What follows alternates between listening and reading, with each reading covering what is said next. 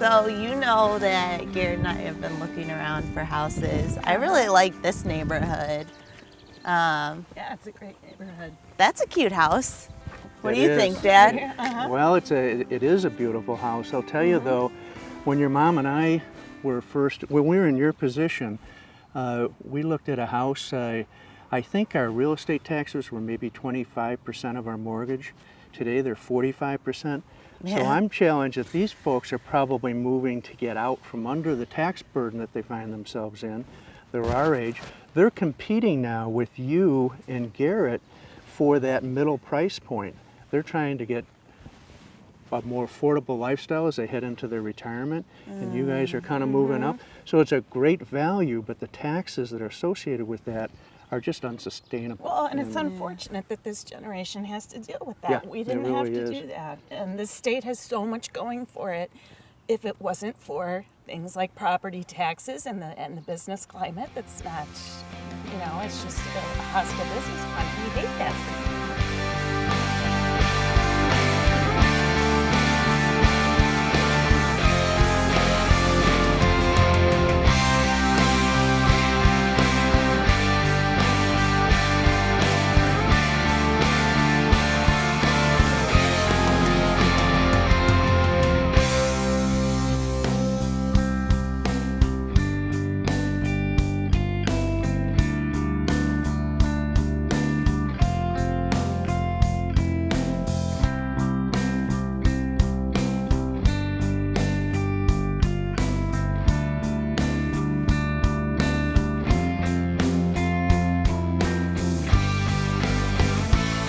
Hi, I'm Jody Carroll, bringing you this edition of Heart of the Matter from Upstream Ideas, the show that tells the story of how families are impacted by public policy.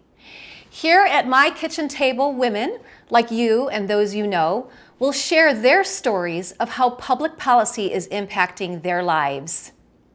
Recently, the Illinois General Assembly enacted a new state budget that increases income taxes by 32%, adds sales taxes to services that were not taxed before, like dry cleaning, cable TV, and the internet. And in a state losing businesses and the jobs they provide, the budget also raised the corporate tax rate 35%. All of this without a single reform to state government or how quickly it runs up debt.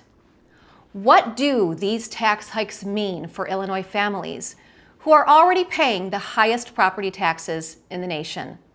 Joining me to get to the heart of the matter today are Mary Plunkett. Mary and her husband Mark own a realty business in the Chicago suburbs. They have 2 adult children and are preparing to welcome their very first grandchild. Molly Klein is a beautiful young newlywed and mom-to-be. She's also Mary's daughter. She and her husband Garrett recently purchased their first home. Molly is also a practicing real estate attorney. Heidi Holen, in addition to being a wife and mother, Heidi heads up an organization called the Homeowners Defense Association. Ladies, thank you so much for joining me today for this really important discussion about the recent events in the state of Illinois and this new budget that they've passed, which I know surprised a lot of people that we are an already burdened state is getting burdened more with more taxes. And maybe no one should be surprised, this is Illinois, but nonetheless, what I know people really want to know, I want to go to you, Heidi, is what does this 32% income tax increase mean to the average household? Well, it's going to make a big difference in our budgets, our family budgets. For the average family in the county I live in, we have to pay the state $1,000 more each year. Now, I don't know about you, but I can put a lot of groceries on my kitchen table. Absolutely. Over 2 months' worth for $1,000. So that's a big impact. Yeah. The other thing I've been noticing is when I talk among my friends, there is definitely developing this sense of hopelessness. I mean, we have been watching our legislators for months literally talk about balancing a budget. I mean, we don't have that luxury at home. We have to balance them a lot sooner than that. But they've been talking for months. They finally passed something earlier in July. They don't make any changes to their spending habits. Keep saying They the raise same our thing they raise over the and taxes. over. and we're footing the bill. Now, we've sent legislators down there. They need to keep their backbones up. They know the policy changes we need to make to reduce our expenses. They can stimulate our economy. They're not doing what's best for the people of Illinois. And it's very disappointing. You know, and you mentioned the hopelessness, which Yes. I don't know if you guys noticed, it is palpable in this state. And it makes me think of people like you. I mean, you are at that point in your life that is so wonderful, and everyone who's been there knows how warm and fuzzy we feel about where you are in your life. You know, you're a newlywed, you just bought your first house, you're expecting your first baby. You are the people that my heart aches for in this story, because what does $1,000 lost from your budget mean to your household? That's a scary number to hear. $1,000 goes a long way for us, and we're at that point where we're facing a lot of unknown things. Our first child, we're gonna have a baby in the house, and we're already in savings mode because we just don't know what the future is gonna bring for schools, for our next house when our family grows. So that's a lot of money to us. And you know, Mary, you bring to the discussion a very interesting perspective, because on the one hand, you are one of the household families in Illinois dealing with your budget and what this means to you. But on the other hand, you and your husband being in the world of real estate, you see what others are going through in the buying and the sure. selling and needing to leave. But I want to start with you with, how does this impact your household? The biggest impact is these guys. They always are. You know, that pales in comparison to the financial It's so true. stuff. Because we've got 2 grown kids, they own their own property, but they've got to look out for themselves. And the thought of them Right. leaving is just drives me crazy. I can't even- We've been here for, you know, multiple generations. Our families are all here. The cousins, our best friends for 25, 30 years. And it's like, it's not just leaving to get a better opportunity, it's leaving all the people Right, that are right. important to you. That's a big deal. Right. And again, your unique perspective, that must really keep you up at night, because, you know, we all, it's a very scary thing, but you see it. So in the world of real estate, how have you seen the hopelessness as far as the housing market and people leaving? What are they saying? What's the trend? The big thing is the property taxes. That people, they just see the property taxes going up.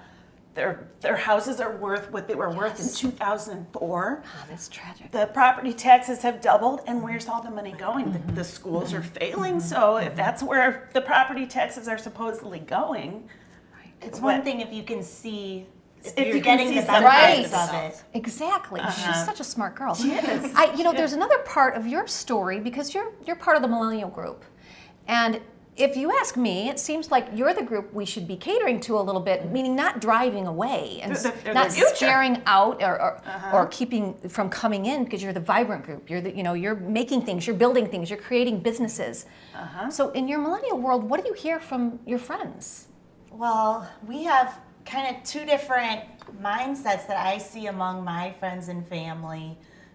One mindset is, I can move out of state and get a lot more for my money and buying my first house and make more salary and get that start where you're feeling better about it. But then there are a lot of people like me and my husband, and we want to try to make it work here because of our family and friends Right. and our roots here.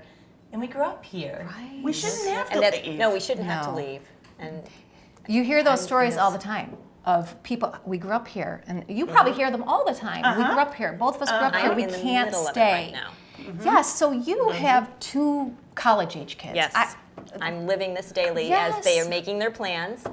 And I've got both ends of the spectrum. The oldest one, he is just wrapping up his schooling. He's got his business plan he's written out. He wants to start a company. He is looking to launch it anywhere but Illinois.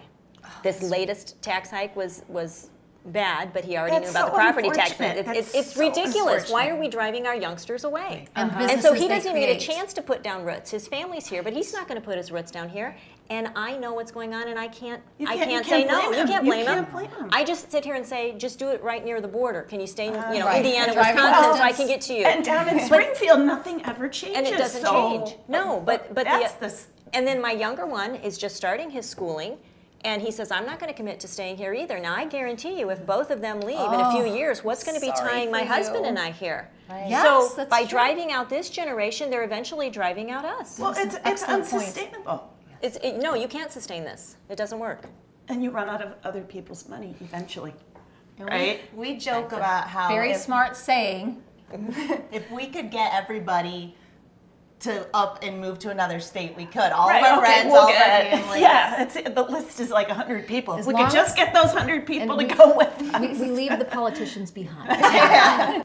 Ladies, thank you so much for being here and having this really important conversation. I have a feeling we Thank could you. chat for all day. Good, thank you. And thank you for being a part of the conversation as we get to the heart of the matter.